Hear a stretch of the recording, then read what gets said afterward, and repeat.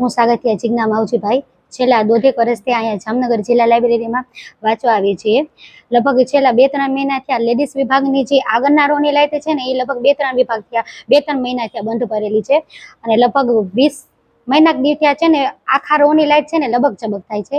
એના લીધે છે ને જેને ચશ્મા હોય એની આંખો ખેંચાય છે, આગળ અમને આમ વાંચવામાં પડછાયા પડે છે અને છે ને અમને તકલીફ પડે છે। અને જે લાઇબ્રેરીની અંદર જે મહિલા વોશરૂમ આવેલું છે ને એની એકેય લાઇટ ચાલુ નથી, એક જ લાઇટ ચાલુ છે એ લબક ઝબક થાય છે। એટલે અમારી માંગ એવી છે કે વહેલામાં વહેલી તકે છે ને આ લાઇબ્રેરી છે ને લાઇબ્રેરીની જે લાઇટો છે ને એ રિપેર કરવામાં આવે। અમે ગ્રંથપાલસિંહને 1-2 વાર મૌખિકમાં કીધેલું છે, એકવાર લેખિતમાં કીધેલું છે, એ અમને આશ્વાસન આપે છે કે હા થઈ જશે।